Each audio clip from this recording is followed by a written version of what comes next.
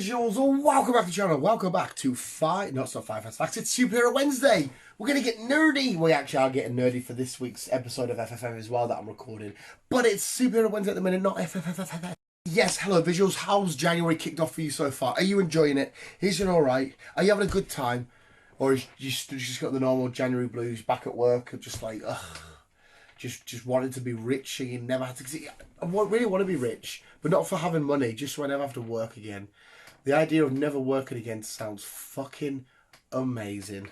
We're not here to talk about the future, we're here to talk about the past, and more specifically, the past of the MCU. Yes, that's right. Mild stroke down. Yes, that's right. We're here to talk about the MCU and what happened in the MCU, but more specifically, what characters appeared in the MCU and who are my 5 favourite villains from the MCU from 2021, because we had a great list of films, you know, from the likes of Spider-Man, obviously, Shang-Chi, amazing, but we had some great shows, Falcon and Winter Soldier, WandaVision, Loki, all that good shenanigans. So I thought there's been a lot of cool, complex, potentially future altering MCU shenanigans with a couple of characters. What's going to happen with them? How's this going to evolve around these certain people? And I thought we would count down my 5 favourite MCU villains. Now, this isn't saying that my 5 favourite villains of all time. I'm just saying that these are the 5 villains that I love the most from the MCU last year. And this time next year, this might have changed. I might hate all of them, depending on what goes on throughout this year of the MCU. Are any of these people coming back for any of the projects of the MCU in 2022? Yeah, I think a couple of them might be. Who's on my list? Yeah, no, a couple of them definitely are. But more importantly, visuals, because this is a family we've built here on the Visual Guyz channel. This is a community. This is not just me and Chris and rambling on and Optimus and B. This is you as well. So I want to know who your favourite villains are, or villainesses. Well, I've got a girlie in my list. I think you just call a female villain a villain. Don't be sexist. Buckle up, buckaroo, kids. We'll get a sody curly open. Watch how I do it like a man. I'm a man. Oh, I smashed a tooth. Oh, fucking little tooth. We're fine. So let's get started, visuals. I am aware that I'm recording a video with the back of my head. Let's get started and talk about my 5 favourite villains. We'll count down my 5 favourite villains from the MCU from 2021. And starting us off, it is Wen Wu. Yes, the villain from the awesome Shang-Chi and the Legend of the Ten Rings film. Wen Wu is obviously the father of Shang-Chi as well. He was such a cool, interesting villain for me. And I always appreciate characters that the MCU do that make me like the character I did more before the films and stuff come out. Does that make sense? I like it when they take a villain who I don't really care about, or a character I don't really care about from comics, and make them 3D and give them a bit more depth for me to go, actually, that's a point there. And they kind of did this with Wen Wu. Obviously, Shang-Chi's being a comic line in the series I never particularly stuck my heart and soul into. It's not the likes of my Spidey or my Cap or my Avengers or whatever. But he's a character I love, and I enjoyed Wen Wu, and I loved him from the film. And I always like when it's a good father-son story. And he wasn't completely a mega arsehole. That was a horrible burp. He had a nice little twisty sort of redeeming of himself at the end. Obviously, we know, without going into too much detail of the film itself, we know the reasons why he attacked and what he was doing and why he was going there and doing this. And the ultimate battle between father and son at the end, you know, he's got 5 rings and he's got 5 rings and the colour variations. I just thought he was a great villain, exploring, trying to get his love back, first winning his love in that most beautiful battle at the start of the film. He was such a cool villain. The joking around said about, you know, the Mandarin. That's the name of a dish on a menu, and the way that he was, like I said, interacting with his kids and whatnot. And yeah, I really enjoyed him as a character, and it gave me a bit more appreciation of Wen Wu, the film did. So Wen Wu is first on the list. Next up, we're going for US Agent. Yes, US Agent. Again, a character I do actually really enjoy. And in fact, I have quite a few Funko Pops of him over there and a couple of other stuff. But the US Agent this time around, more importantly, the shit that he got for being our new Cap. When straight away, anybody who knew the character and what was going down, he wasn't going to be Cap for very long. We didn't have to get a lot of shit. I can't remember his name now. Yeah, there was pointless. But anyway, as a character, he was so friggin' awesome. Seeing him start off as just a regular Joe, you know, ex-army, blah, blah, blah, wants to help out, try and be the new Cap, but then he gets involved a bit more with what's happening with the Flag Smashers and Bucky and Sam. Then you see Battlestar go down, he takes the serum, he starts to have that epic fight between Sam and Bucky, which was a really friggin' awesome fight. But then he kind of redeems himself at the end. There's a lot of redeeming with the villains in this, but then he might potentially unredeem himself. But he comes back. Then we see Madam Hydra give him his new black, a proper, you know, more recognizable US agent suit. And that's him ready for the future. Whether he's going to appear in I don't know, appear in a Young Avengers or a fucking Falcon and Winter Soldier, Captain America 4, maybe, wherever he rocks up again, something's happened, a Dark Avengers maybe. But I really enjoyed seeing the US Agent. I like the MCU were grabbing a lot of these characters and you're just going, all right, you're running with them, are you? Well, go for it, that's how you do, and they just knock it out the park. I guess it's more credit to the writers and stuff, and Kevin Feige and whatnot. But anyway, he was performed beautifully. They give him another fresh breath of life, the character, and I loved him as a villain from 2021. Next up, now this is a character I give zero fucks about until the show came out, and it's Agatha Harkness. That's right, it was Agatha all along. And I remember watching episode 1 of WandaVision, and episode 2, sorry. You know, Chris come around, we did the podcast, and I went, it's quite funny actually, because there's a, you know, her neighbour, there's a character in the comics that's got a lot of shenanigans going on with Scarlet Witch and whatnot called Agatha, but it probably doesn't mean out. And we get to the end and we realise that Agatha, it was her all along. I was just kind of just making a weird, I thought it was maybe just an Easter egg.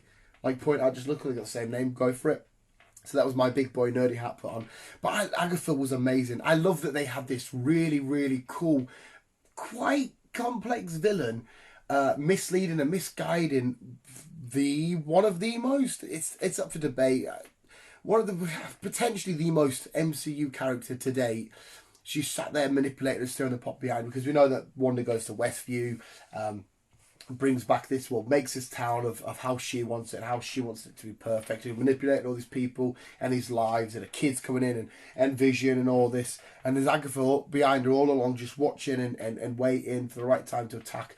Then she helps Wanda reveal the Scarlet Witch, and they have this big awesome witch battle. Plus she was performed to an absolute T. She was performed so great, but I absolutely adore her as a villain. Our first villain as well in the MCU TV shows, and we know that she's coming back. She's currently locked away in Westview, but we know that she's coming back. She's going to have her own show. Whether they spin her onto the good side or not, or keep her as a bad guy, we don't 100% know. Maybe potential appearance in Multiverse of Madness. But, sorry, yeah, Multiverse of Madness, Doctor Strange. But great villain. Absolutely loved her.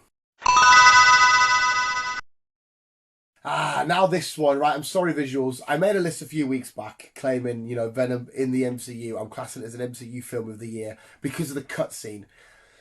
This one, I don't think you can give me any more leeway with, because it's a lot harder, because the events of Venom do not take place in the MCU. It's the cutscenes. But because of that little small connection, I'm going to class Venom. So maybe we should just call this video my favourite live-action Marvel villains of 2021.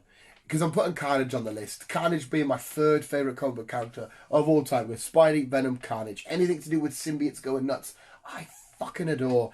And to be played by Woody Harrelson. Again, when I did my review, I said, nah, I can't see, that's not going to work. For me, personally, it worked so friggin' well. It was amazing. Him as Cletus was amazing. His interaction with the symbiote and stuff, absolutely beautiful. The jail cell break moments, amazing. His first sort of reveal was terrifying. The camera goes in, it's all dusty and dark, and then, oh my god. Symbiote madness, Venom vs Carnage going absolutely nuts. That is a red one. All of this was just so friggin' beautiful. We know I've got Toxin on the way. Again, another favourite character of mine. Whoa. Carnage, live action. Not only have we got an awesome Venom, because I absolutely adore the Venom films so far. I know they're a bit hit and miss with some people, but for me personally, I absolutely adore them. And to see Carnage, and I doubt it, but potentially, maybe somehow, in the weird shenanigans that goes on in the way they tell these films, maybe get a glimpse at Carnage later on in the future again somehow. I would be so happy if we do. But Carnage, through a weird little loophole, unless I have to change the name of this video, he's number 2. finally, this one is a bit, again, there's a little bit of, Dan, shrouded around this one, because my favourite villain of the year goes to He Who Remains. Now, technically, He Who Remains isn't necessarily a villain per se. We know that he's later on, he's got counterparts which will be Khan the Conqueror going forward and stuff. And it wasn't particularly extremely bad in the Loki show. He was doing everything that should have been done or how it should have been done. Fair enough that he was manipulating and spreading a few little lies and whatnot, but ultimately he wasn't doing anything really villainous, but he is still in the villain category.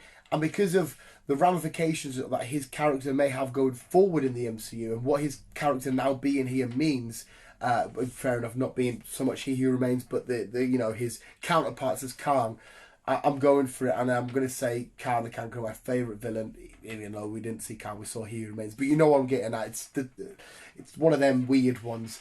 I absolutely loved him. I loved his performance towards the end, because again, he was in Lovecraft Country. Fucking amazing actor.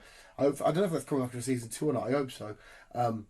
His interaction with Sylvie and Loki at the end, he's explaining it all and whatnot, and how he's a bit weird and quirky and shenanigans.